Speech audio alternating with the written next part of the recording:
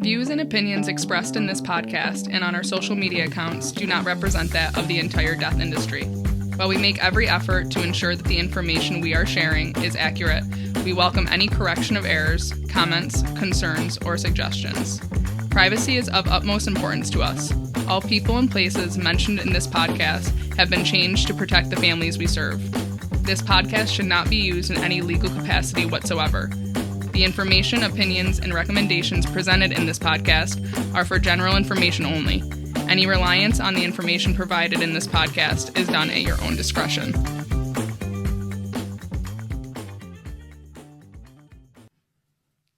Welcome back, folks, to Dying to Share. I'm here with Barry. Yep, just Barry this time. Yep. Yeah, just the two of us. Just Morty and Barry. And the dog, but yes. And the dog. Who does not have a pseudo name. No, it's just Chloe. What are we're going to talk about cremation today.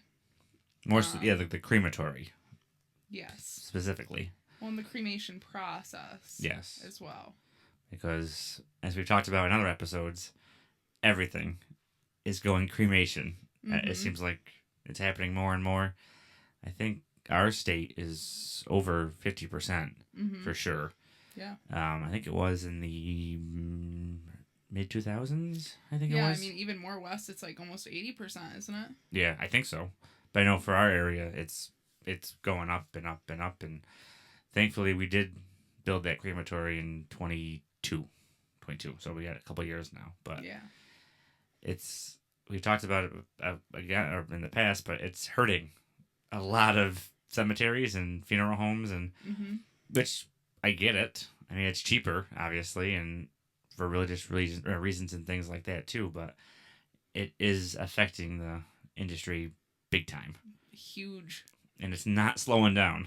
No, it's not. I mean, our numbers are up this month from the previous years that we've had, but like our actual our net is lower because of how many cremations we've done this month, even though we were busier. Mm-hmm. But it's like we're like breaking even, but busy. But just with cremations. Right. And I know our internment numbers are down from last year, but our cremation numbers our cremation internment numbers are up, and our cremations done in the crematory are also way up. So but full body are down. But full body burials are down big time. Which I think we're making up for it now with the crematory, but have you noticed, this is kind of off topic, but not, in a lot of like comedy skits lately, they've been talking about funerals. And one of like a common skit, like I just watched Bill Burr do one, right? And I really want to watch that still. Yeah, I think Nate Bargatze did the other one where I saw. Yeah. And I mean, there's just a couple stand-ups that had come out and had been released, and they talk about funerals, and they all have the same joke about, why the fuck are we doing open caskets anymore? Like going to a service and there being an open casket, and I'm like, "Aw." Yeah. I'm like sitting there trying to enjoy it. I'm like, "Aw." I know. Because I do love comedy and listening to podcasts and radio shows, and one of them I always loved was Big J Okerson. He was on the Bonfire with Dan Soder, and one of the ones they were going on a little tiff or a little skit about, and I was laughing so hard. So they're talking about going to a funeral. You know, Big J always said they look like they're made of cake. Like, can you cut it? Yeah, like is this, isn't there like a TV show? Is it cake or is it real? Yes, he's like, yeah. Is this body real? Or is it cake? Sir, please don't bring your silverware to the casket. He has a knife. Yeah, essentially yes, but So I think that's just, it's funny because like society and even in comedy, it's like being recognized that a lot of people are like moving away from seeing a full body. Like society doesn't want to see a deceased person. Like, and it's just wild to me to think about because I think a huge part of our job is just like understanding death and like really like understanding grief. And why it's important to see somebody, why it's important to be there, why it's important to grieve and go through the process. So it's just kind of, it's sad a little bit. Yeah, I know most of the funerals I've ever been to have been open caskets. Mm-hmm. And I'm not saying some aren't, like, actually traumatizing. Right. Because I've seen a couple people that I knew and I was like, woof. It's a rough one? Yeah, woof. How'd they die? Yeah. I know one of my aunts put it in there, just, nope, a closed casket. And she died in the hospital. It wasn't anything, like gruesome or anything like that. But yeah, she said no casket. Or no, oh, Jesus. No casket. No. Just lay me out. Yeah, no open casket, rather. Mm-hmm. But no, yeah, this episode will be kind of focusing on Yes, sir. back on topic here. Just cremations. Yeah. And the cremation process. So when you come to the funeral home, say you are interested in cremation, mm-hmm. What happens is you have to sign cremation authorization forms. And in the process of doing that, you're basically consenting to that body being cremated. And it's like something that everybody always kind of like chuckles at. It's like, this cannot be redone. Like, you cannot undo this process. Is that the first question you ask? It's going to be a full body, or is this going to be cremation? When somebody calls, it's one of the first things they ask is if we're embalming or not. Mm-hmm. Because, I mean, you can still be cremated if you were embalmed. I have a question already. Already? Okay. If somebody passes away in a hospital and they did not have a will, they did not have anything, no prearrangements set up, who makes the call to go cremation or full body? Is the it next of kin? It's always next of kin. Mm-hmm. And if there's multiple kin, is it just, what's it called? You have the executor? So, but if there's an executor, then there's a will. Oh, good point. So if there's like several children, say, right? Mm-hmm. There has to be like a consensus amongst those kids that like 3 out of the 5 want cremation. Oh, so it doesn't need to be 100%. And it's up in the air, I think, a lot in our state. Like, every state is a little bit different. In our state, it's majority rules. But there are funeral homes that'll be like, no, you guys have to go to court and you have to figure that I'm not comfortable. Like, okay. I'm not comfortable with making this decision without everybody on the same page. Or that's a case where they'll be like, yeah, I'm not taking this because I don't want this to come back on me. Right. Type of vibe. Has that happened to you guys?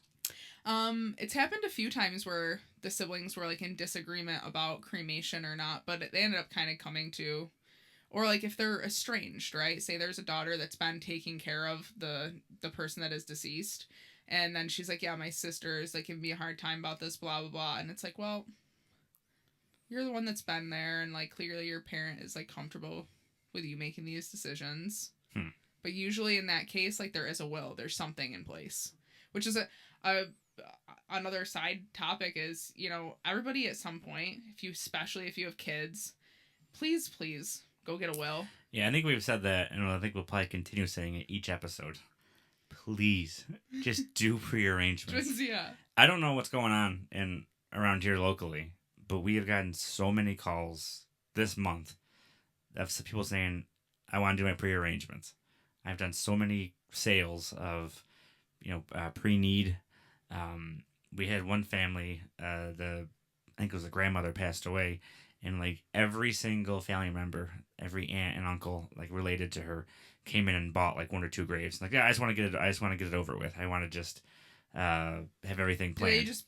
Did they buy it right out, or did they? They're all making payments on it, but I think they wanted to be near each other too. So what are your payment policies? So ours is, very relaxed, which is almost to a fault. We tell people you have 18 months to pay it off. We don't charge interest or anything like that. We just say, you have 18 months to pay it, and even then we're pretty relaxed. We have. So would they have to make they don't have to make a minimum every month? No, we don't do anything like that.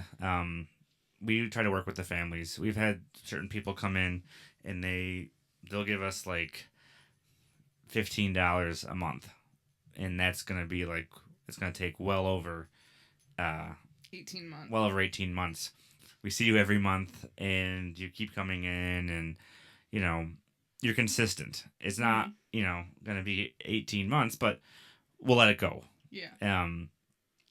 the ones that are the pains in the ass is when we get we get some money, and then we don't hear from you for 10 years.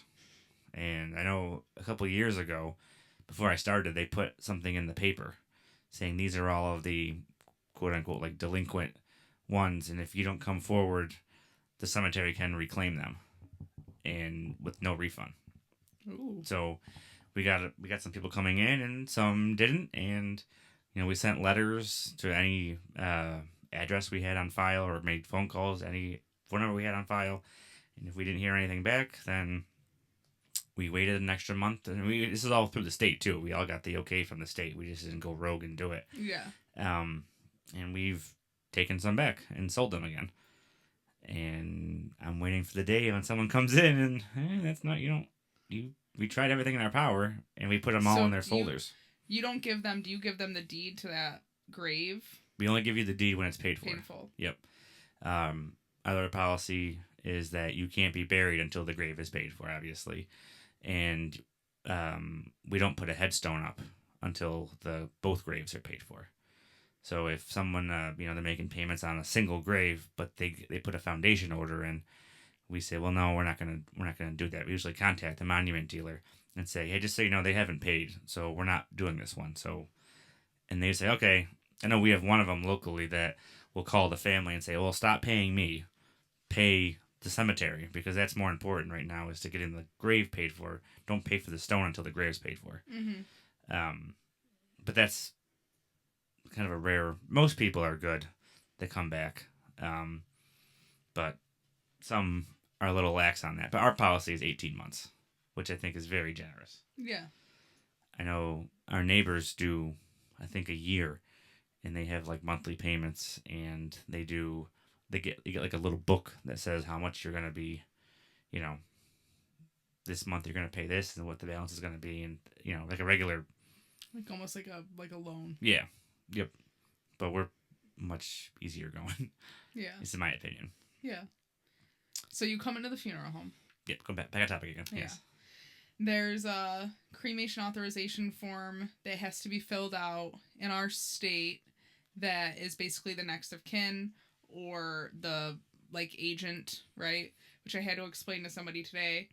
I had somebody come in today for pre-arrangements, and they were setting up 3 cremations, right? For him, his wife, and his mother.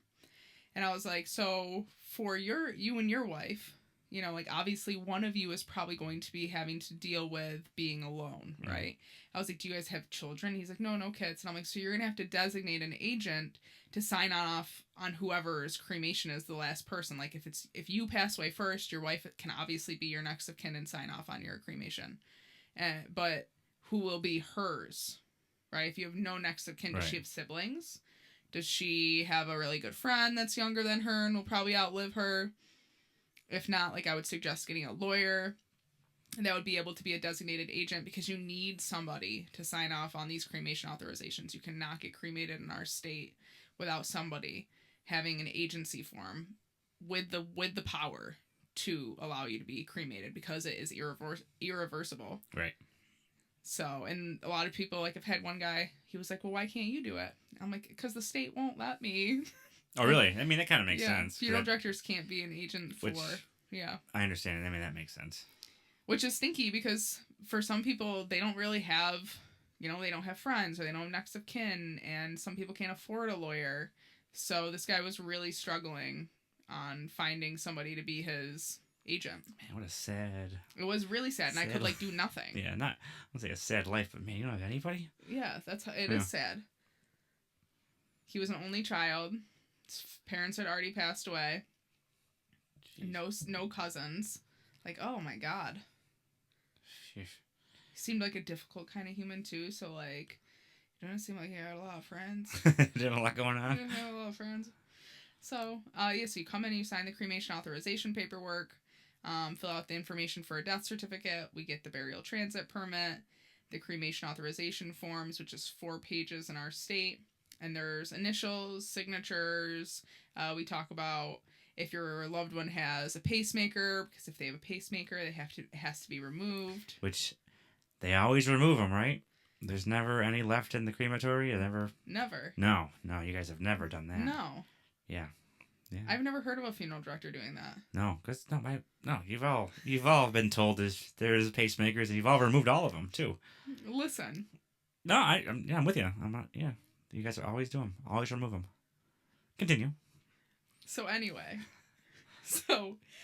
if there's a pacemaker, you have to remove the pacemaker before cremation, and you talk about their personal effects, right? So if they had jewelry on them, you say, your father came to us with a ring, with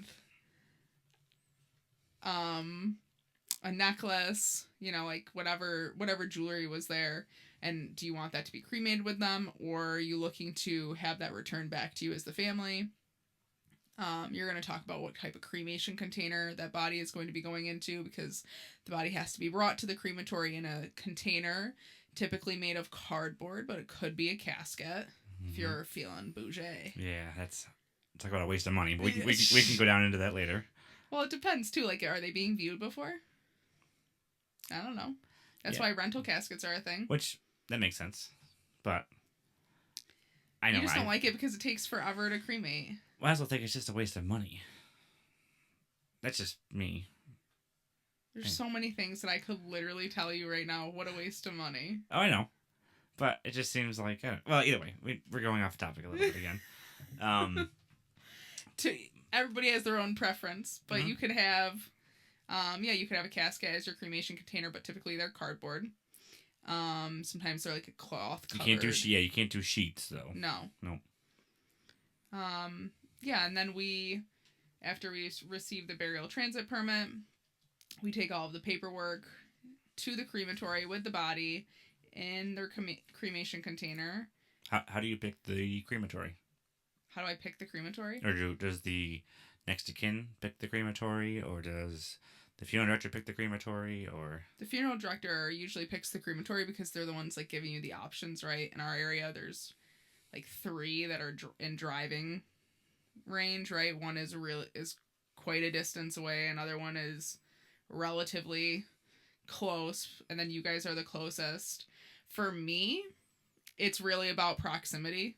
Mm-hmm. Like, besides the fact that I enjoy you guys and really think you guys do a good job, proximity is huge. Like, I don't want to have to drive 40 minutes to go to for this cremation, or I don't want to have to wait 3 to 5 days to receive these ashes back. But you will if the family was to pick that. You wouldn't. Yeah, you wouldn't deter them. I mean, I've never had an issue when I go, because on the cremation authorization form too, there's a section for us to sign in case something is happening at your crematory, right? So that I can have them sign this one section stating that we can go to the other crematory that's local. Mm-hmm. And they never go, oh, why don't we just go to that one then? Okay. Because it also makes sense because you guys are closer to us. So they're like, oh, yeah, right on that road. Mm-hmm. Yeah, I know that place. Support local business. Yeah, so most people don't really, unless they have a pre-arrangement with us that says they're going to the other location, then, yeah, I'll probably move forward with that location, but... Okay. Yeah, I usually it's usually up to the discretion of the funeral director or the funeral home with whatever their policy is, right? And you sell the urns though. Yes. They're expensive. They can be, right? Yeah, they definitely can be. Some are made of marble. What's like the range, like roughly, between, like, I know I'm vamping here, between like $50 to hundreds of thousands of dollars? No, obviously hundreds of thousands. Yeah, I think our cheapest is, I think, $55, and our most expensive, I think, is like maybe $1,200. Oh, okay, that's still a good chunk of change. Mm-hmm. Obviously. Yeah, but I mean, there are some people that will get like a really pretty urn, and some cemeteries, require an urn vault, and then they'll get the urn vault when they could have just gotten a marble urn and could have like bypassed that whole thing. Right. Spent probably the same amount of money or a little less. Yes. So you had to wait for the doctors to sign the paperwork, because I hear that all the time. Yeah. We talked about it in the previous episode, but we get told all the time, like, yep, we'll bring one up to you as soon as it's signed. Yeah, I mean, that one day that I waited how long? I think I waited like 5 days for a doctor to sign the death certificate, to the point where it literally became like a legal issue. Like, it's illegal in our state for them to take that long. Mm-hmm. And our office manager had to go and show this doctor how to sign a death certificate at his office, because he was like, well, my old nurses used to do that for me. I don't know how to do this. And it's like, this is literally a part of your job. Isn't that illegal to have a nurse sign it for you? No, they would set up the case, and then he would review it and sign it. Oh, I thought they meant like they were signing. He needed to set up. He needed to create. Oh, I see. Yeah. And no idea, huh? Yeah, and didn't tell us. You know, we called every day for 5 days, and he was like, oh yeah, I'll get to it. And then finally, when our office manager was like, I'm about to call the state. Like, at this point, we have services tomorrow, and we need to bring her to the crematory. Like, this is ridiculous. He was like, I don't know how. I'm like, are you kidding? Are you serious? Yeah, that was the one that we came in early, right? Yeah, super early. Yeah. And I really apologized to Bernie. I was like, you're going to kill me. Mm-hmm. But you drive to Bernie once you have all the paperwork signed. Yes. With the body in the cremation container, which is what I said. Yeah, load them up. We get a phone call from the office manager saying... Yes, because we give you guys a call. Well, any crematory, really, we call and just we're like, hey, we're on our way. Is that okay? Yeah, we do have... I think every funeral home in our area at least calls us and says, hey, I'm bringing one up. Is that all right? And I know I've heard other ones, they just show up, but I don't know if we got ours in this area trained, but they always, 95% of them just call and say, hey, we're on our way up, but that's okay. And I think almost every time we're like, yeah, sure, come on up. Or somebody will be there waiting for them. Unless somebody's pushing the button. That's the only time I think we've ever actually had to tell people, like, hey, can you give us 15 or 20 minutes? Because we have a family in there that's pushing the button. And, you know, we don't want to give them space so that there's not a hearse waiting outside afterwards. I know I've called funeral directors saying, oh, that family's done, so you can, you're free to come up now. And head on up. Yeah, most understand and are fine with it because they've been in that same situation before. Well, I would hope. Yeah. We usually ask for the gender and a rough weight. Why the gender? The gender's not necessary, really, because when we built the crematory, obviously we didn't know what we were really doing, but we wanted to have an idea of we thought we were gonna get really busy at some point, so we could try to like lay out the day. If there's like a 300-pounder coming, kind of plan around that. I can go into detail more about the steps of like who goes first and things like that, obviously, but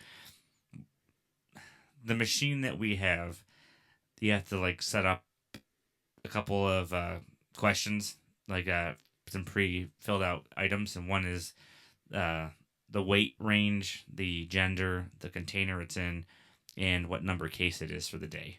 So we just say, we thought we'd ask, oh, what's the gender and what's the weight? We'll start that off. But in actuality, the gender has no real need for there, but we always do it anyway. That's just a pre-filled in question. Our crematory has, you could bring the hearse or the van right inside because we have a door. It used to be one of our vaults. And I know the funeral directors like that, we've been told, because it gets them out of the elements and it's private to a point. The other day, this is so off topic, but there's a bathroom in the crematory. Mm-hmm. And there was a service we had going on at the chapel. And somebody came up to me and was like, hey, is there a bathroom I could use? And I was like, yeah, it's at the crematory, right? And I go to just like tell your dad somebody was going to come in. And he had the door open. Mm-hmm. And he was poking around, and I was like, "Thank God I didn't just send this guy in." That's another thing. We'll discuss that in a couple of minutes here too. But they back right in. The hearse backs in, and you guys have all the paperwork, the burial transit, we need the burial transit and the cremation authorization forms, and we're not supposed to review or remove the case from the vehicle until that paperwork is inspected by us.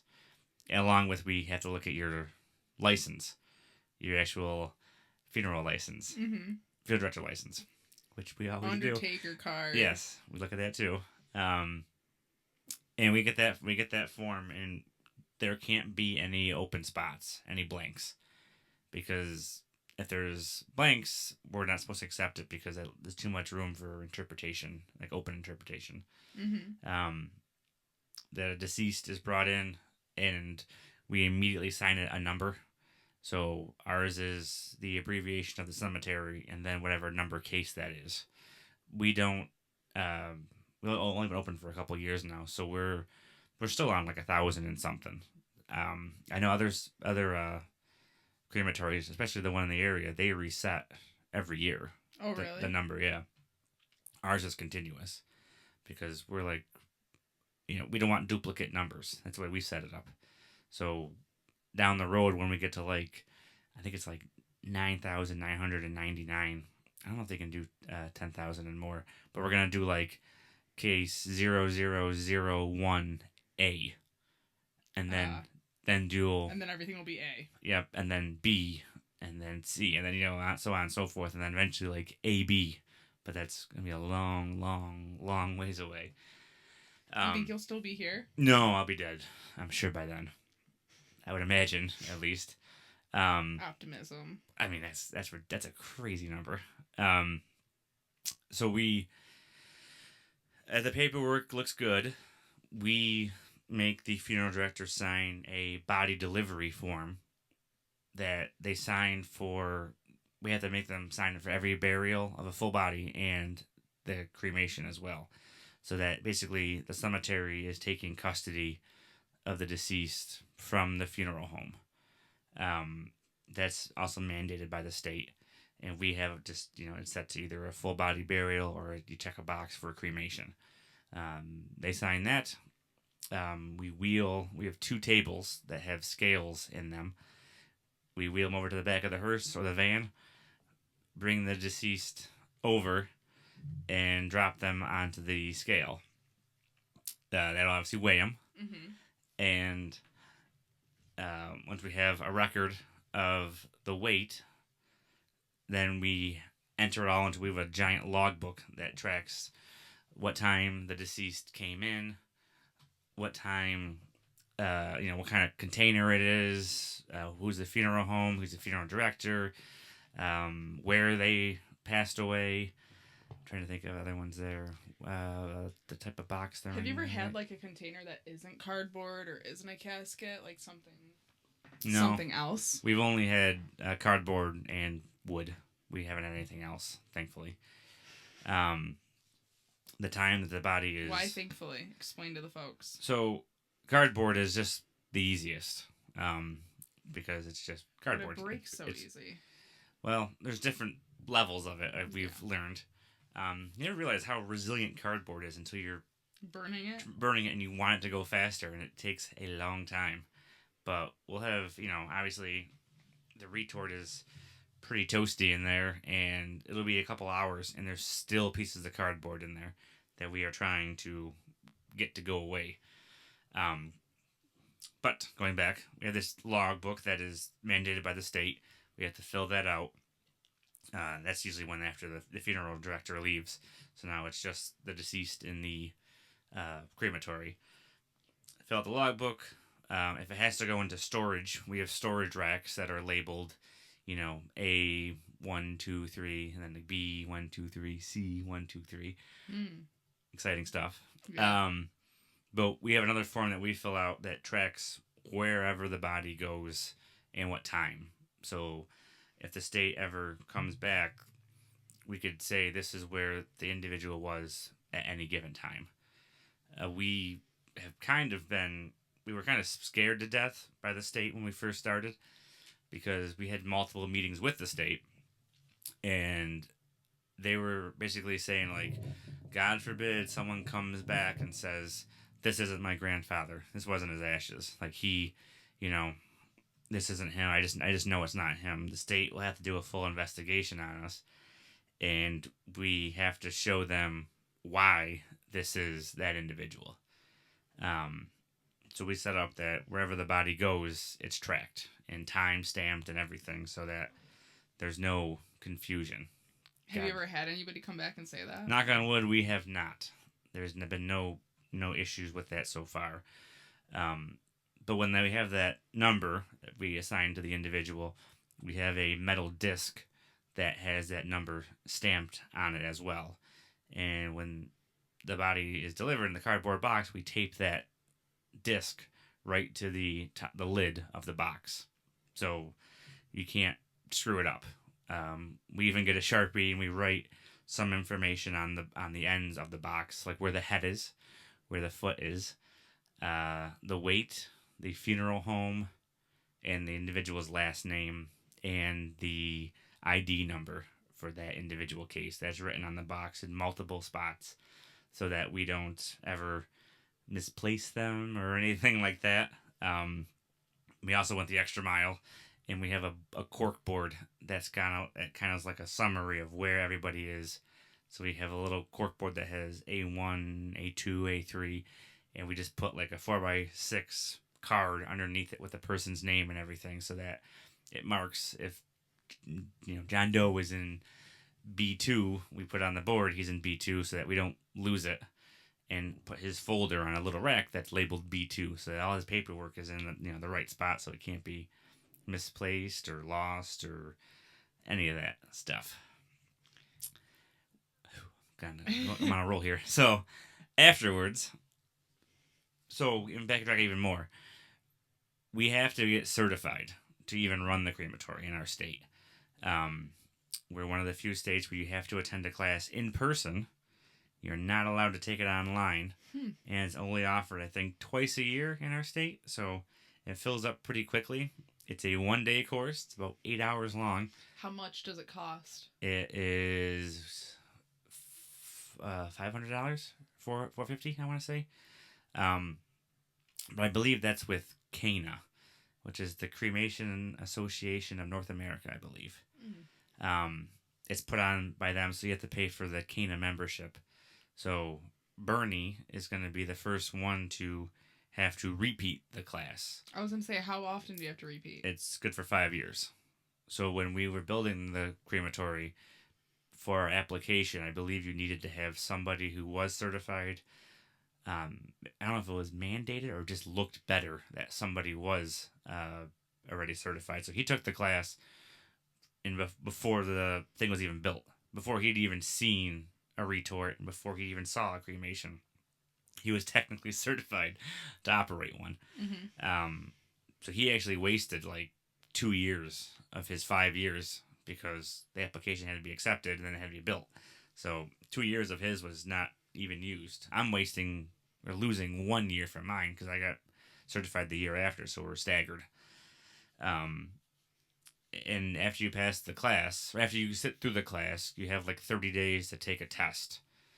And once you pass... Is it online? It's an online class, yeah. It's like 100 and something questions. And you have to get above a 70, I want to say. Once you pass that, then you are certified in our state to run a retort. We get it in the mail. It's shipped to the cemetery, and then you frame it and hang it up. You have to show it. It has to be on display. I see all of them. Yeah, they're not pretty fancy. They have to be on display in the crematory.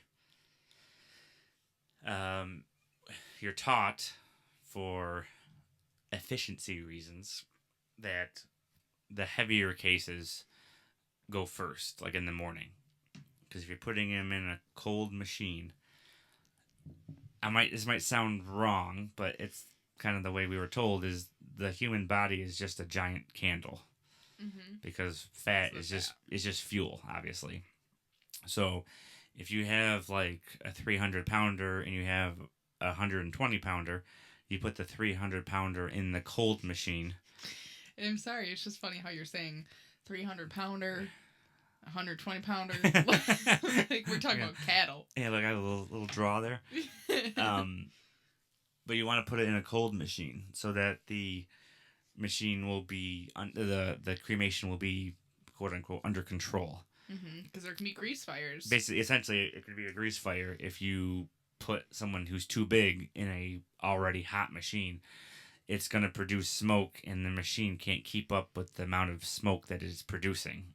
And that's when you get a lot of alarms go off, and you get people calling, and things get serious. Yes, that's where it's not a joking time. That's when we have smoke coming out of the stack, and it's just a real bad look for everybody. Unbeknownst to you, you showed up once to drop a case off. Yeah, that was really funny. All hell was breaking loose. That was a funny day because I was like, "What is happening?" And then like the next day, you guys both were like, "I'm so sorry, we were being so short," and I was like, "I have no idea what happened." Yeah, I remember we were very new, me and Bernie. We were the only two that were certified to run it in the cemetery, and we got a case, and it was just going wrong. And there was, I don't remember, it was black smoke or white smoke coming out the top. Which actually, those two actually make difference. White smoke and black smoke are actually different things, come to find out. What are they? We were told, and I hope I'm right in this, white smoke is something on the individual. Like when you think of the cremation chamber, like where the deceased goes, there's something on there that's producing the smoke. Like, what would that, what's like plastic? So, what we have a lot of issues with are those disaster bags. Mm-hmm. Those give us the biggest fits.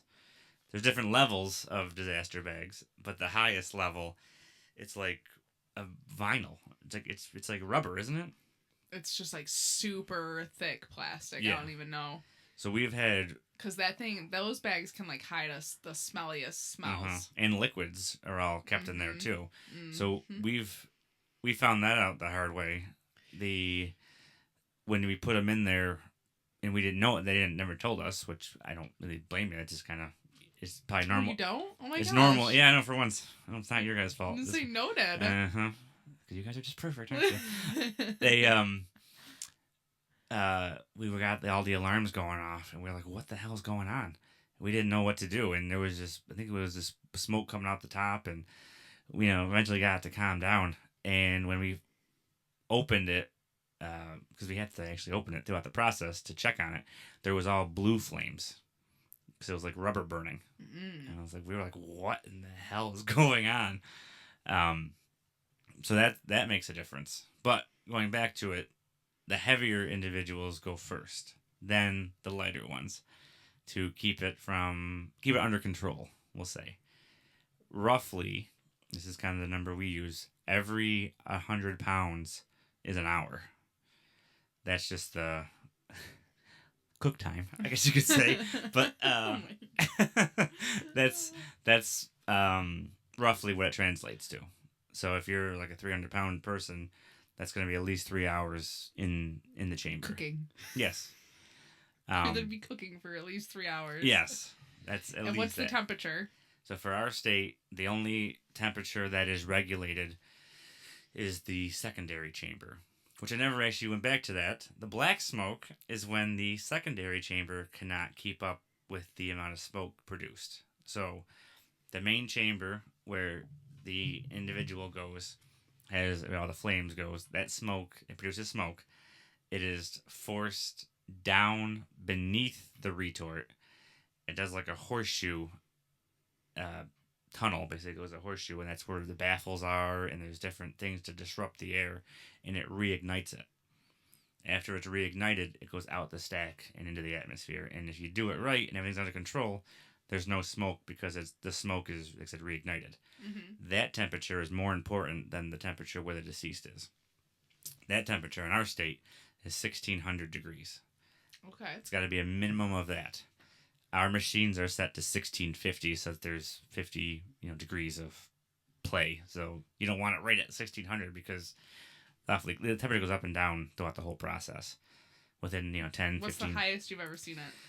Yeah, we've had some hot ones, and that's not what we wanted. I think I've seen it over 2 once. Woo! Yep, and you can almost big person. I mean, for the secondary chamber, it was like 2,000 degrees, and it's got to be a minimum of a minimum of 1,600. So that's like way over. So, but what would make it that hot? Was it because they were a big person? It was a larger person we were putting in, and it was like the third case of the day. So if you're going from heaviest to lightest, each case is going to be faster than the previous one. How many cases could you do in a day? I'm trying to remember the exact amount. I want to say 6, maybe. maybe 6 is what they recommend, but I mean you could rip through that pretty easily. I think the most we've ever used in a day is 4, but we're not a For mass. each tort. Yes, for each retort. We have 2 retorts. So I guess in theory, the most we've ever done, I think, in a day is 6 or 7 between the 2 machines. But like I said, we're relatively small in the world of cremations. We've done 528 was last year. So I mean, I know there's ones out there that are doing like 2 or 3,000. So we're little guys in the grand scheme. Um, One thing Maybe one day. in time, hopefully. This is a topic that we've discussed before. Me and you, right before this, is discussing the type of retort we have and the brand that we use. Yes. Um, Because there's different ones, and who knew? yes, and we had the Bernie has made some friends throughout his years of being the superintendent, and someone that he used to talk to was in a neighboring city. And he asked him, because he built one as well, and he gave him a tour, and he said, "Oh, we recommend." The company is called Matthews, and they're huge in the death industry. So we ended up getting 2 Matthews retorts, and You love them. this is the tricky part. The machines themselves are wonderful. The techs that come out, What would make a machine bad? it doesn't do its job. um, the big thing why I really love them is they've saved us a couple times. When we first started, we obviously knew what we were doing, but we didn't know what we were doing. It was something new. Yeah, so we were pretty nervous. We paid. I don't know if we paid extra or if it's included in their price. They have a button you can push on the screen that Help. says yes. Essentially, it's instant support. It's called, but it's just a help, just a caution. Please, we need help. You click on that, and somebody answers, and they type on a screen on the screen, and it was like, "What's going on?" And you have to talk to them. Type out back and forth like instant messenger days, and they can take over the machine, and they take over the controls and add more air or less air, or add fuel or less fuel, or do a hot start, which is when you turn off. What kind of fuel is that? Ours is natural gas, and the supplier just brought in, I think it's like an 8-inch pipe. It's huge, and that feeds the 2 retorts. But I know they so make you guys ones. just have to pay that bill for. Yeah. Our bill is like around $1,300 a month, just in gas, electric. Just for the crematory? Yeah, just in the crematory. I think it's important for people to know that, because a lot of people are like, "Why is it so expensive?" Oh, to okay, yeah, buy?" good point. So we have it. I have it broken down because I have to give reports to our board of directors every couple of months, and I have it broken down on our reports that right now we are averaging around, I want to say like $25 or $30 a cost in fuel per case, which I think is pretty good. I've heard, I think we were trying to budget for 50, and so we came in under at 30, which is not too shabby for us. That and the the hours someone's going to take in there, but we have a flat rate. So if you're 100 pounds or you're 400 pounds, we charge one rate. I know other cemeteries and other crematories rather charge, if you're obese, which our machine is set at 350, is obese. Anything above that is extra. But I realize, going back to Matthews, instant support is why I love them. They take right over and they help out, and they've bailed us out of many situations. However, if I'm being completely honest, the process of ordering the retorts and getting them delivered was a nightmare. This was a big purchase for us. We had to dip into our funds to obviously pay for the whole thing. They were all delivered on. They were a little late coming in, but that was right after COVID, so we completely understand that. However, we changed the order once for like the accessories, like the processor and the tables and things like that, and we were delivered everything, and we were charged everything. So we were charged multiple processors, A couple of the tables that we were sent were damaged.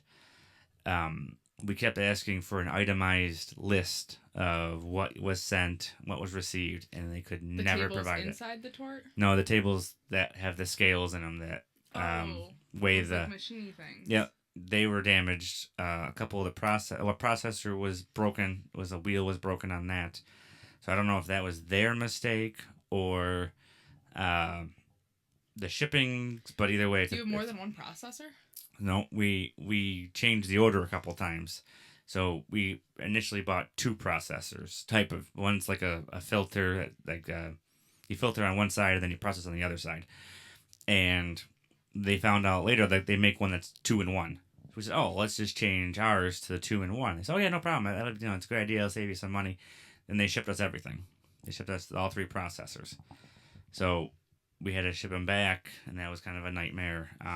They ship most of the equipment you need on the inside of the retorts, but they could never confirm what was in the retorts that was shipped. So the construction company was like, trying to verify. They was building the crematory, had to verify like certain aspects of it, and they were just a nightmare. They were like, "Oh yeah, it's in there. Don't worry, it's in the retort. It's in the retort. It's in the retort." And we're like, "Okay, but can you give us a list of what's in the retort so we don't have to keep asking you every single time?" And they're like, "Oh yeah, yeah," and then they never got it, and we kept asking for it, so we don't have to keep asking you guys, "Well, what's in there?" So we can just double check that, and they just refused to do it. Do you think it's like a liability thing, or I don't know. I've been told by a couple of their techs who are also wonderful. They are the people that we instant support has talked to are great. The machines themselves are great. The guys that come and we have them come back every year and do yearly inspections where they go through the whole retort and make sure everything looks good. Mandated by the state? I believe it is, but it doesn't have to be through Matthews. You can get like I don't know, there's companies out there that do them themselves, but we always just go to the Matthews because it's a Matthews machine, and they're great. It's just the headquarters. They've told us that they've downsized HQ, or I don't know if it was from COVID or what, but they're not keeping up with the demand at this point. So I don't know. I don't want to. I'm trying to tread lightly here because they are good. There's aspects of their company are wonderful and they're great to deal with. Like I said, they've saved me countless times. Mm-hmm. But anytime we have to order something, it turns into a nightmare. Have you had to replace? So we had their second inspection. They recommend that you replace the door every other year and like the chain and everything. So we said, yeah, it's their second year. The chain. So it's the door that goes up and down. That's the chain that it rides on, so that it goes up and down for the retort. They recommend you replace it every other year. So we signed up for it. Well, they only shipped us one, and we have two doors because there's two retorts. And we reached out to the guy and we're like, hey, we sent it to him a while ago, and he's like, yep, no problem. That's what we did like a month earlier. We signed up to be added to their list for maintenance. And our office manager, thank God she did this, can send him an email like, hey, you guys are still coming next week, right? And everything's been shipped. He's like, yeah, no problem.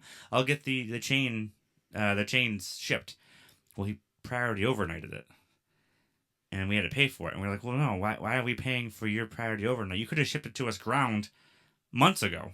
Like, why did you wait till the last day to ship it overnight? And then we have to pay for the shipping. Yeah. So... And then when we got it, it was only one. So we were like, well, this is... Not only do we have to pay more, but it's wrong. It's wrong. So the tech was here, and he's like, yeah, these things don't take long to replace. Our machine was fine. One of the rams that was also controlled as part of the door was leaking a little bit of hydraulic fluid. Nothing major. He's like, but you're going to want to look into it before it gets too bad. So we immediately went back to HQ and was like, we'll order another RAM, please. And they said, yep, no problem. And said, when you do the RAM repair, send the chain as well, because the guy can replace both of them. He said, "Oh yeah, he'll be back in a couple weeks." So like a month or so later, the guy came back, and a different guy. I don't blame him for taking so long, because we understand it's not the only retort out there, only cemetery out there. Um, they shipped the ram once again like late, and the guy was like, "Yeah, all I gotta do is put the ram in." It was like a Friday, so all I gotta do is put the ram in, and then I'm gonna get on a flight and head back home. These guys live on the road basically. These poor guys. Really? Yeah, he lives in a major city, but every day he's in a different state, basically fixing these retorts across the country. He's like, "Yeah, I'm pretty excited. I get to go home relatively early." Well, the guy didn't ship them early enough, and he shipped them like standard overnight. So the guy was just sitting outside the crematory, just waiting for FedEx to show up. Once he got, and the FedEx didn't show up till like 2 o'clock in the afternoon, so he had to cancel his flight. He had to book another hotel room, and this is all the tech that once he got him, he put it in about a half hour and was off and running. But he was complaining about the headquarters too. I said, this isn't the first time this has happened. So I said, I'm trying to tread lightly here, but I'm trying to be honest. Yeah, that's the whole point. And just like you and your gripes with funeral directors. Right. Keep going, harping back on that, huh? Yeah. I can't say it enough though. The techs are great. The machines work perfectly for us, and the instant support people are wonderful. It's just the billing department and those guys. I'm sure they're fine, but and we'd love to hear from you. Maybe there's once again perspective. Like we'd love to hear from the doctors. I would love to understand deeply, so that I can really let go of some of the anger that it produces. No, I'm with you. But getting back to it, brass tacks here. When somebody is they're ready to go in to a retort, like first thing in the morning, we log into the Matthews machine. It's got it's a computer monitor that's adjacent to the actual retort. Our machines are labeled M1 and M2 for Matthews 1, Matthews 2.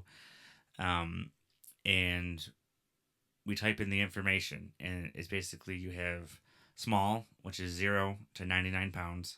Or no, 0 to 100 pounds, I think it is. Medium is 101 to 200. No, 101 to 200.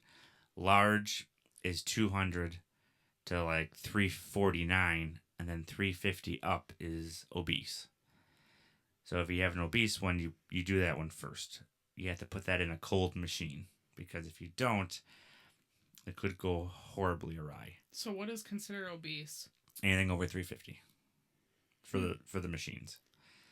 You have the weight range, you put that in there. You put the gender, you put that in there. The container it's in, which is usually it's either cardboard, cloth, hardwood, and particle board. Those are the 4 options. Usually 99% of the time it's cardboard. And then what number case that is for that day. So 1, 2, 3, 4, whatever it is. And when you type that information in, it has a preloaded, I don't want to say concoction, but it should take this long. It's going to be low flame for this long. It's going to be no air for so long. Then it's going to be throat air, which is called, that really pumps the air from the top chamber to the bottom chamber. That's all preloaded. So we just put the mixture in and hit start. The deceased is not in there when you hit start. The deceased is on the outside. The machine gives a beep or a big honk. It is a honk. It's a loud yeah. Yep. That, and then it starts up and it starts preheating essentially. We need to get that secondary chamber up to 1600 degrees. So we're just kind of standing there doing the paperwork, signing, doing all that stuff, doing the logbook, logging into our computer, things like that. Once it hits 1600 degrees, the red light shines on the actual panel where you control everything. That's kind of the indication that it's ready to go. So then you open the door, you bring the deceased over. They actually make cardboard rollers that are, you put you put the disc in there first that says the case. So the disc goes right into the machine. Then you put the cardboard roller in. You wheel them over on the table. The table rises, goes up and down, and you push the individual into the retort. If you do it right, it lands on the roller, and then it helps you push it in. You push it against the back wall. Take the two safety like little beams out, so that God forbid the door collapses, it won't crush you. Get them out of the way, and then you close the door.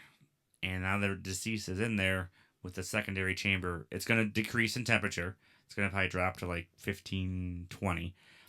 But then you hit start, and that starts the process, and that's what starts the flames to go onto the box itself. So there are 2 times you hit the button. The first time you click the button to like start it, it's like a computer click, and then that starts it, warms it up. Then you put it in, and you click the button on the machine itself that says like the ignite, I think it is, or start, and that's what starts the process. That's what the families push. Yep. So the machine's already warmed up. You're just basically turning on the afterburners, the burners. We log the time it goes into the retort, and then we do all the paperwork make the certificate, make the stickers and all that stuff. Now, what are those things for? What? The certificates? The certificate and the stickers. But we have a cremation certificate that is given to the families saying that so-and-so was cremated at our cemetery. This is his identification number. He was done on this date by this operator, and any of the fees, the fees and everything were taken out of our price, and things like that. We produce 2 stickers that basically say the same information that goes onto the box it's returned in and things like that. This is where it gets, I don't know if this is what people want to hear or if this is alarming, but we put them in the machine, and then we just kind of watch it and make sure the temperature maintains at least around that 1650. If anything's going to go wrong, it's usually within the first 10, 15, 20 minutes. If too much smoke is being produced, it's going to let you know. Mm-hmm. If it's white smoke, it's something in the top chamber where the deceased is that's causing that smoke. If it's black smoke, then the secondary chamber cannot keep up with the amount of smoke that's being produced in the first chamber. If that makes any sense. That's where you kind of just run pins and needles. You get used to it, but initially, the first 15, 20 minutes is like, okay, let's see what happens here. Hopefully there's no issues. We usually wait about an hour before we open the chamber. We have to review the deceased and to see how it's going. To put it in layman's terms, when you you have a fire, people like a campfire, is like you move it around and it starts glowing hotter in different spires because you get more oxygen to it and things like that. So we usually give it about an hour. Other crematories go a lot quicker, and they get in there pretty quick and start moving things around. But we learned an hour's a good amount of time. We're not that busy where we're trying to. There's usually not a line at the door of people waiting to go in. So no, we had some busy days, but never anything crazy. But we have to open it and move the deceased around. We have these long, basically rakes that kind of move them to different parts of the retort. There's only one flame, and it's kind of set in the middle. Another thing forgot to mention, we load them feet first, so that your chest and your torso is where most of the fat is. So that's where the flame is trying to hit, so that'll burn off the quickest. Mm-hmm. If you're obese, we put you in head first, so that it's more hitting like your knees and lower extremity, because you want that case to go as slow as possible so that it doesn't get out of control. So if it's under 350 pounds, goes in feet first. Anything above 350 goes in head first. What's the heaviest case you've done? Ours is relatively low. I know some places have done, at these courses I took, they've done like 800 pounds. I think ours is like 417 or something like that. which is a good size. Don't get me wrong. We were on nervous about that one too, but it went smooth. No problems there. Um, but we have to open the chamber and move things around to kind of keep the process going. We check it periodically, so around the hour mark, we might not even do anything. We might just open it and just see if it's still got a lot to go, like a lot of long ways to go, and then we don't touch it usually. Um, but after it starts getting down to the bottom and you're moving things around and there's nothing left, there's just bone essentially.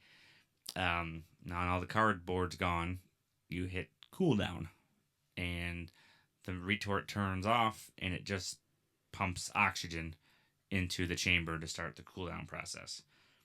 We record that time on our logbook, on all of our tracking information, so that now we have a record of the person came in, the time the person went into the retort, and the time the person finished the retort. And then there's like that cooling process of the bones, right? It says an hour is what it starts as.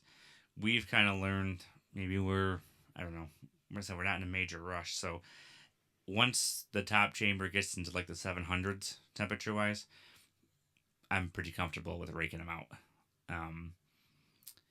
You have like these big brushes now, and you pull all those things sound terrible, by the way. They're not. I heard your dad doing it, and they're like the metal rakes. Yeah, they're metal. Oh my god. Yeah, they're not. Yeah, they have if you to be guys metal. have a headache, I can't even imagine. Like, I would be so miserable. I put headphones on because it is loud in there. First off, but I put headphones on and listen to music while I'm in there. But you rake everything towards you, and there's like a gap between where the door stops and the front of it, and you rake the ashes and the bones into there, and it falls down into a bin that collects all of them. We rake them out according to our state, to the best of your ability, and you get as much remained as you possibly can. You rake them out into that chamber, or into that chamber. You rake out the chamber, and you rake them into the bin. Remove the bin, and then we close the door and let the cooldown do its process of cooling the chamber down for the next one. It says about an hour. We usually wait at least 45 minutes, sometimes the full hour, before putting the next one in. Then we pick up the bin with gloves and bring it over to our processor. You turn that on, and it starts sucking up the dust. So when you have to sift through all the metal. So with a big magnet thing. Yes. So you put the ashes and the remains into the processor. You have to find that metal disc. You put that aside, so you know you're looking at the right person. You find the metal disc, and then you take a giant magnet, and you have to find all the pieces of metal, from staples, because a lot of these cardboard containers are held together by staples or things like that. You find all those. You remove any plastic knees, plastic shoulders, artificial buttons. We see a lot of buttons. Shirt buttons, glasses. Ooh, what about the staples from the container? I guess you're not listening, huh? Oh. Okay, that hurt. So sorry. But yes, good point, Morty. I had to get the staples. I wish I thought of that. They're all removed, and then we recycle them. Oddly enough, we have a company that we got hooked up with that takes the artificial knees, artificial shoulders. And you guys get paid for it? Yes. So we, like gold teeth. I guess anything like dentures, it's labeled like precious metals because it could either be gold, silver. Have the families ever asked for those back? No. The only thing we've ever had is like necklaces. We found necklaces in there, and that haven't been ruined? They're pretty rough. Like some rings as well. We usually ask the funeral director, like, do the family want these back? And they're like, oh shit, yeah. or some say, nope, they're good. Oh, they wanted it to be with the. Yeah, it all depends what the family wanted. But we collect them all up in a big container, and once that container hits 100 pounds, we ship them off. I think it goes out to Chicago, I want to say. And he recycles them. He sends us a check in the mail saying this is how much your material is recycled for, and send us another bin, and we start all over again. And all that money that we get goes back into the crematory for repairs and things like that. But you go through and you find all the, non-human remains, sweep them down into the processor, then you hit start. That grinds them up into that fresh powder that you kind of the ash people kind of think of when you think of cremations. That falls into a bag. You clean that out as best you can. Ours has got a screen on it, so if you missed any precious metals or staples or anything, it'll be caught there, so it won't go in. That's the bag that goes in the. Well, there's a screen above the bag. Yeah, but the bag that it's all going into, that's the bag. Yep, that's the bag that goes into the box.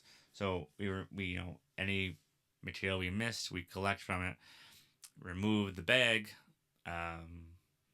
put it. We give them black plastic boxes. That's what we call a temporary container.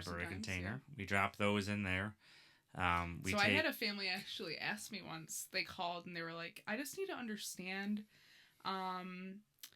My grandmother's ashes seems to be tied with what looks like a bread tie." And I'm like, "Yeah, sometimes they have that, and sometimes they use zip ties." And he was like really thrown off by the bread tie.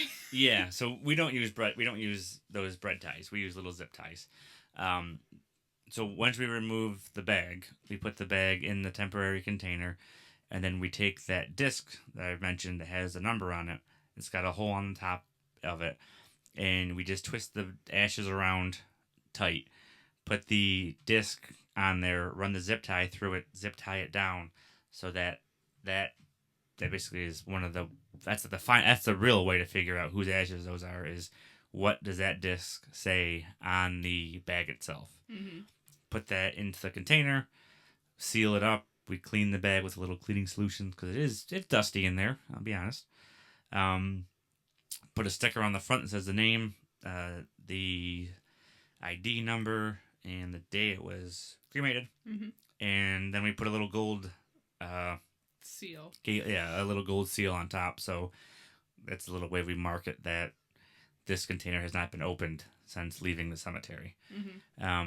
Once that's done, and it's got some heat to it, I'll be honest. We've had a couple that we've had it done in a hurry, and the box is still warm.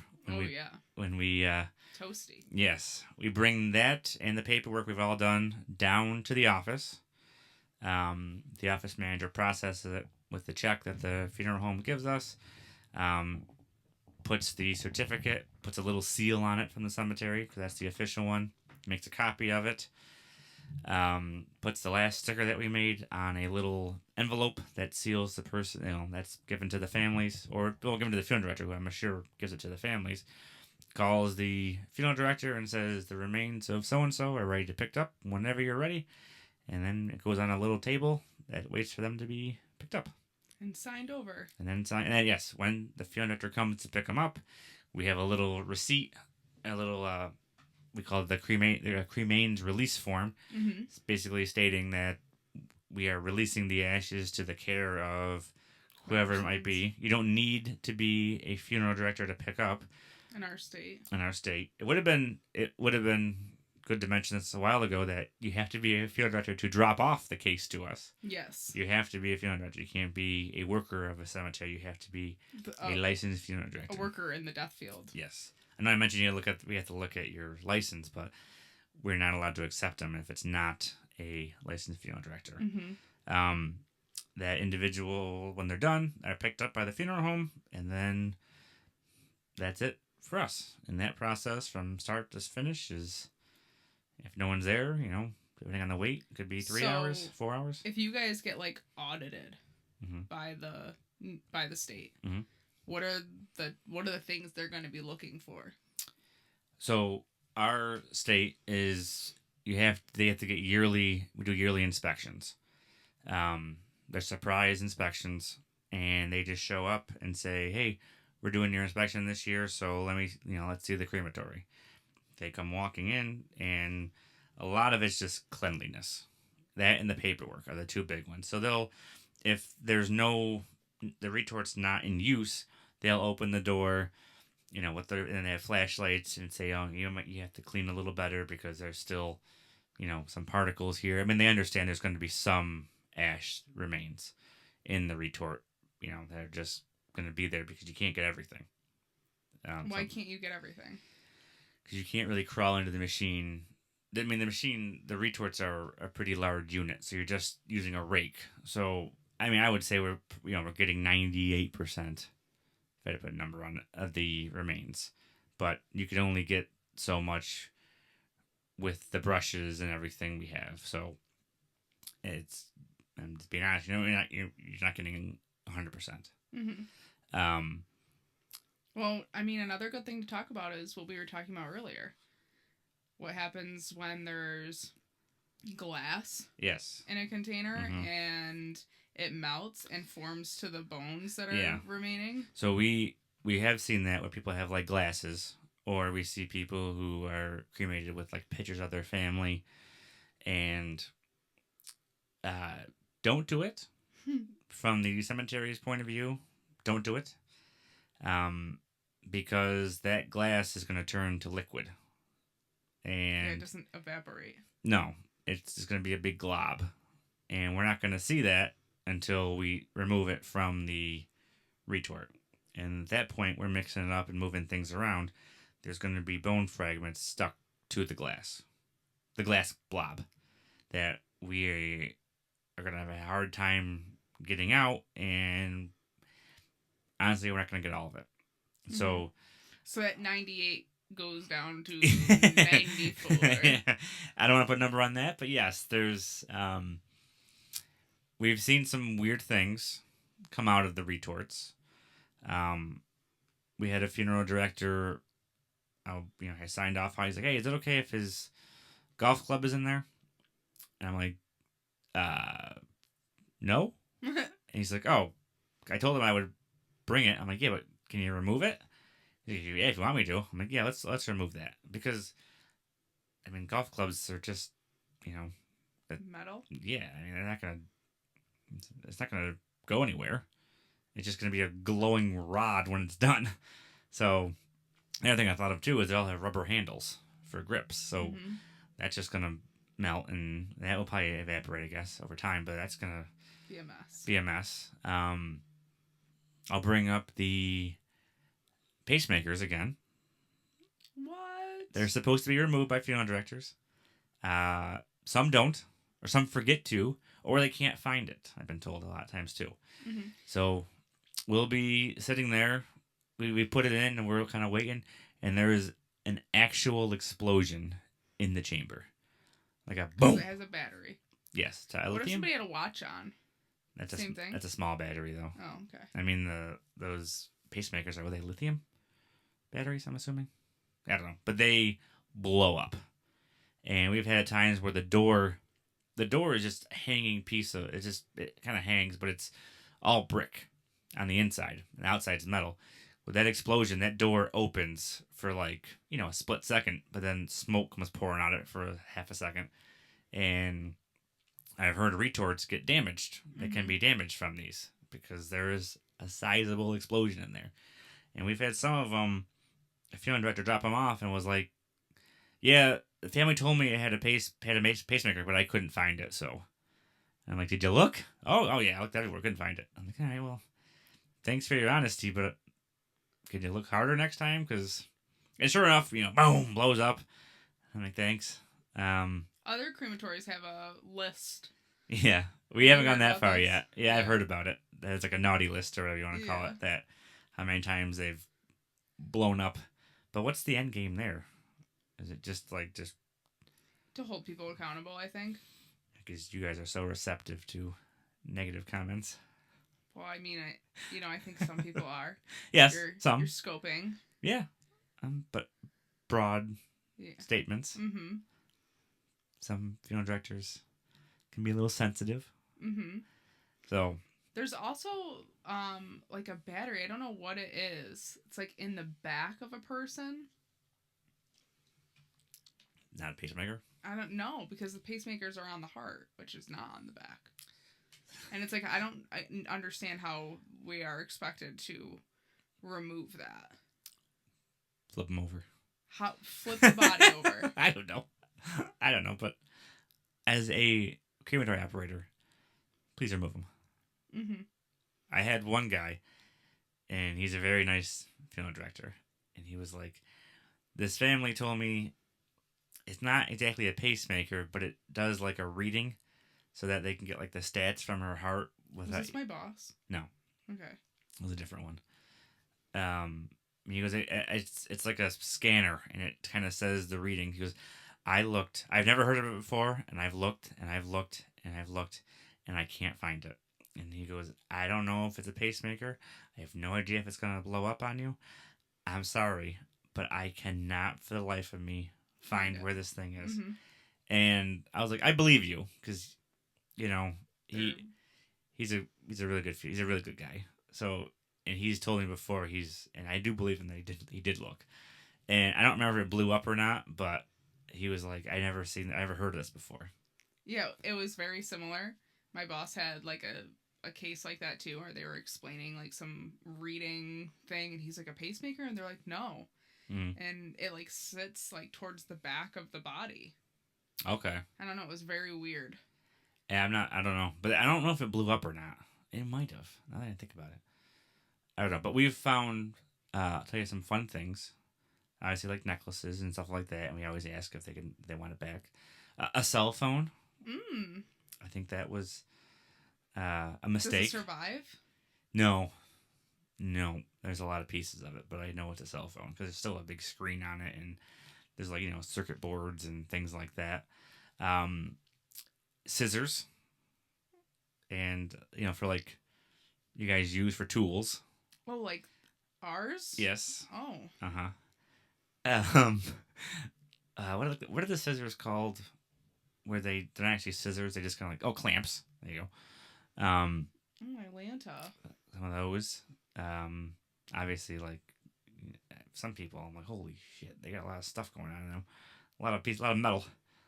Yeah. If Bernie ever goes and gets cremated, a bionic man. Yeah, he's gonna be a pile of things. I'm trying to think of any other goofy stuff in there. I know, like I said, the golf club, but that was an odd one. Oh, a candle. What happened there? I think that that one just went away. But there was it was clearly in a decorative box, and the candle sat on the inside, and it was just the box was just charged. But it was a metal box, so that was kind of kicking around in there. I think anything else. We've only been open for a couple of years, so I haven't seen anything too wacky. But that's really about the cremation. So when we receive from the office, we'll sign the paperwork, bring the ashes back to the funeral home, and either the family is going to keep the ashes in the temporary container because they're probably considering scattering, or we place them into an urn. So we place all of our ashes with the bag. So a lot of the times we have to open the bag so that there's more room for the ashes to wiggle into the holes of the urn, and I'll re-zip tie it with the tag on the little code, the little number. So a question for you, because we have some funeral homes provide the urn to us, and that's fine with us. That'll save one of our black boxes, which you're not allowed to reuse. Fun fact for you. We visited a crematory before we built ours, and at one point, funeral homes were giving the black boxes back, and they were giving them like a hot bath to get all the sticker and the glue and everything, and they were reusing them. And when the state found that out, they're like, yeah, you need to stop that right now. So those black boxes are used for a couple hours and then thrown out. You can't reuse them. But I know some. So my original question is, if you have the urn in stock, will you give it to? We don't keep urns in stock. You don't? Not at our funeral home, at least. Oh, okay. We have them on display, and then we order them. Oh, okay. Because we've had some funeral homes give us the urn to fill, Mm-hmm. which is we don't have a problem. I'd like to also visibly see that person's name, like, on the sticker. Like, I Oh, know, you with know the what I mean? ID. It's Okay. I think it's a control thing. Mm-hmm. Not Okay. that I really even, I couldn't tell you if those ashes are his or not. It's like I wasn't there. Right. But there's just something about Okay. me, like, physically going to pick up the ashes, seeing that person's name, cutting the seal. I know we've done it for your funeral home before with the ashes. What, to put in a urn? Yeah. Yeah.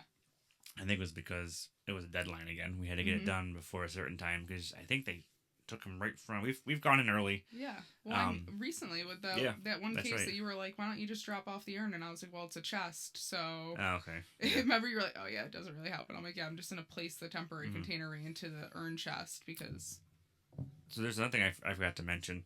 As a crematory, once we receive the case or the deceased, we have 48 hours to do it, which is fine with us. But that's why, like, you drop it off on like a Friday afternoon or a late Friday, someone's got to come in Saturday or Sunday to do it. Which is we have an on-call schedule now, so it's not that big of a deal. But we have 48 hours to do them. So if we're ever like backlogged, you might have to have a smaller person go in front of a bigger person because of time restraints. Mm-hmm. So it could be a lot of jumbling around of when were they received, how much do they weigh, how much time do we have left. You know, there is some organization. Logistics. Yes. And one thing I also wanted to mention about the inspections is when the state reviews all of the paperwork. And if we miss anything, and the paperwork, we don't say like, hey, you guys missed this one section. It could be anything. Yeah. We got in trouble once, not in trouble, but they said, this is technically wrong, but it's not a big deal. Is we did not put the whatever the phone number was for the cemetery was not filled out, and that makes that form actually wrong. I mean, it's a little minor thing, but that's crazy. Mm-hmm. That's what the state recommends, is mandates. So, that's why that paperwork's pretty important for you guys to fill out, and we have to catch you. Mm-hmm. But one of your bosses likes to forget putting the weight down. Loves it. Yes. Yeah. So we gotta catch him every time. Hey. Well, I think it's an uncomfortable, like, because typically what I do, and what one of my bosses, like, always, like, when I watched, right, when I sat in on arrangements, would ask the family what is their approximate weight, and it's something the family freaking hates to answer. They sit there and ponder. They're like wanting to like get down. I'm like, dude, it's approximate. Yeah. Approximate. Like, just say 200. Yeah. You don't have to tell me 216.5. Yeah. Okay, like, Grant, your mother is not going to be offended that you are off on this weight. I promise you. Yeah. It's just so I can put this down. They're gonna know the number as soon as we get to the crematory. Mm-hmm. So yeah, that's why whenever I go and it's not my paperwork, I'm like, hey, check this, please. Mm-hmm. And some funeral homes are very good at it. Others are very bad at it. Guessing the weights. Yeah. Yeah, I couldn't work for the circus. Yeah. Some can. Some are like 3 pounds off. Like, whew. Very good. Killed it. Uh-huh. I get super stoked whenever I'm close. And actually, most of the time when I'm close, it's one of your particular workers. Mm-hmm. And I feel like it's every time I'm like, I had to guess this weight, and let's see. And I end up being like within 5 pounds, and he gives me a swift high five. Changing gears again. Classic. Uh-huh. We did have a situation once where a case was dropped off, and so there's a lid on top and like one on the bottom, and the one on the bottom is obviously bigger, so the top one sits on the bottom ones, and the person's in between, obviously, and you can kind of move the lid around, but they're strapped.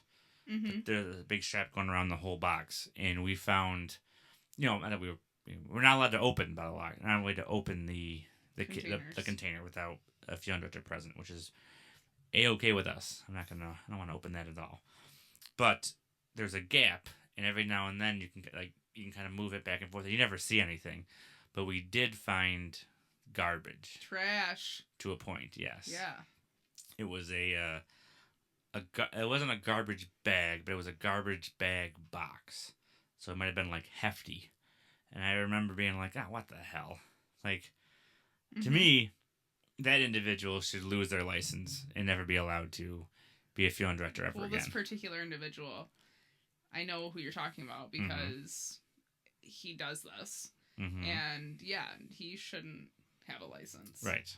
And which is, I remember we did the case. We removed, obviously, what we could see, which was just, it was cardboard. A little cardboard, like a hefty bag box. But still disrespectful. It's super disrespectful, yes. Don't put your trash with a deceased person. Crazy that you have to even say that. Yeah. And I remember when that individual came back to the crematory, I went to pick up Bernie. Said something. Bernie said something to him. And he said, so-and-so, I believe it was, don't ever bring your fucking trash to our crematory. Or something along those lines. Excuse my language. But I know, yeah, he didn't have much to say, other than it's just cardboard. Yeah. But it's like, that's with a person. Crazy. Yeah. I don't know morally if we should have called the state on him. Mm-hmm. I don't know what the proper... I don't know what ground, like, he'd be able to... It's like hearsay.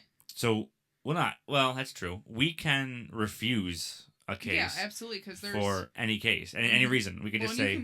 You can refuse certain funeral homes. Right. Can't you? I get probably the state would have our back on that and just say, no, we don't want your business. Yeah, because not for burial. Other funeral however, though, the only thing I think would be an issue is if the family said, I want to be buried at that cemetery or both.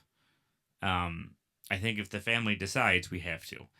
But I think if he makes that decision, we could say, no, we're refusing it, go somewhere else. Because there are a couple of funeral directors that are not allowed to go to certain crematories around. Mm-hmm. For that reason? For, disrespect. Yeah. Yeah. So...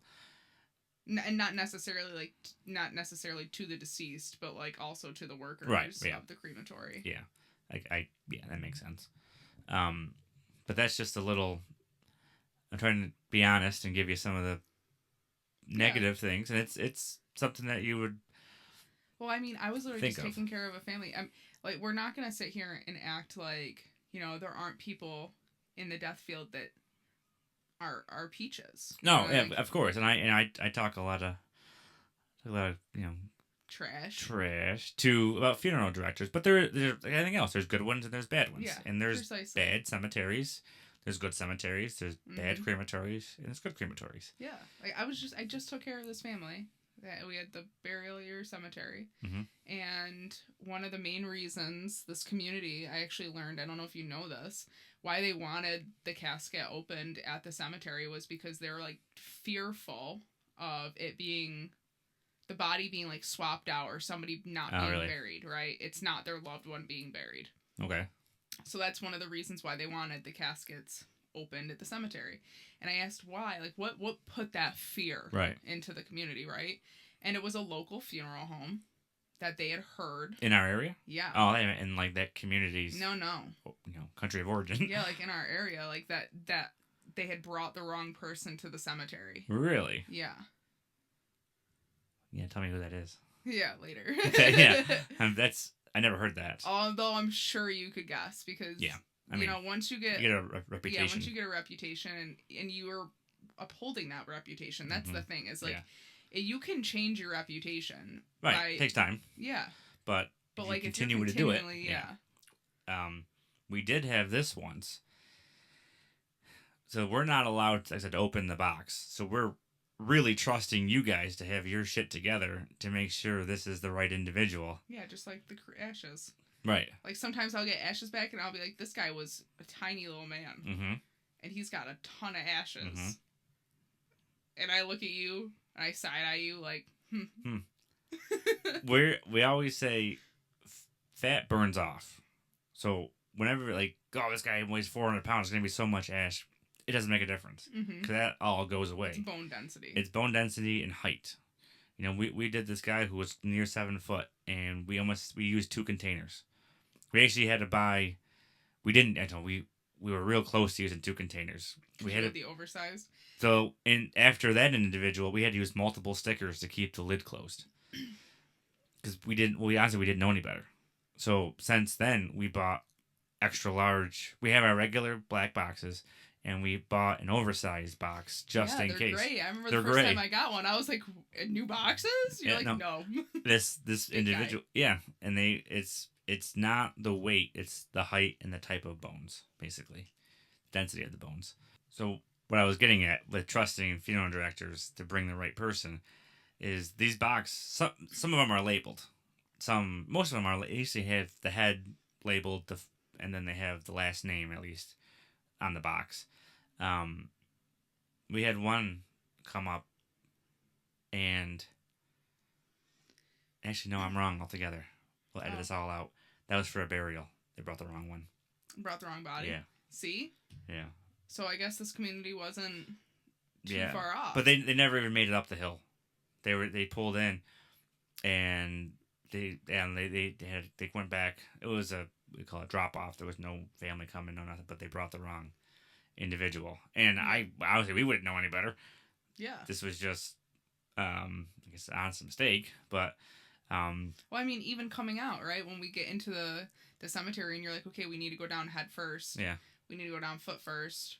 I mean, you guys don't know the caskets like we do, really. That's what I'm just telling you. And, you know. That's why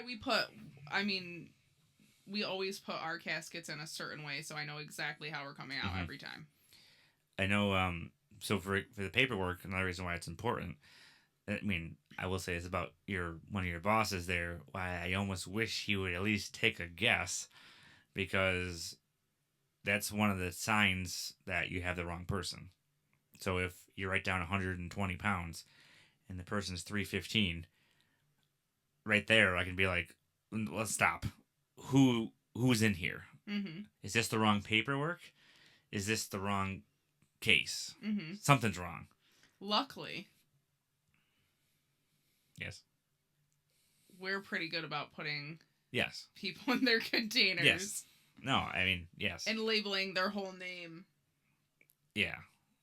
But that's kind of the telltale sign. I remember once you brought us paperwork, and you pulled into our crematory. Yeah, that was horrible. It was like a late Friday, too. And you gave me the paperwork, and I'm like, really sorry, this is the wrong crematory. And you're like, no. I gotta drive all the way down there. And I was like, well, we can't accept it because the paperwork's labeled the other crematory. Heartbreaking for you. Yes. And then there was another time that happened, and I called my boss, and I was like, I'm really sick of doing this. And he's like, no, they signed the portion down below where it's okay to bring. And I'm like, yes, but nobody crossed out everything. So here I am at the crematory, crossing every line that has this wrong crematory name and having to rewrite the right crematory, and it just looks sloppy. Yes. But we've learned, once again through all of this, the burial transit, that's the most important, has to say our crematory/cemetery. If it doesn't, I don't care what you sign, we cannot accept that. So that's the one we really gotta look at, obviously. Don't think of anything else. I mean, I'm sure I kind of skipped over some stuff. I mean, some people might have some questions. And like normally, like our other if you have any questions, if there are burning questions. Oh, I see what you did there. The Dying to Share podcast at gmail.com. Same with our, our social media, our Facebook and our Instagram page. And I think the next episode, we're going to be kind of delving into embalming and the prep room side of. Don't worry, you won't have to listen to me talk again. I really talked a lot on this one. Yeah, it probably won't even be in the room because he hates multiple times. You got up and left, and I was just talking to a room by myself like a psychopath. So, but I might be leaving the room because I don't like it. Yeah. I'll do my best to stick it out, but golly, some of that stuff. Thank you, again, for listening, of course. And we will catch you Creep It Real next time. Thank you.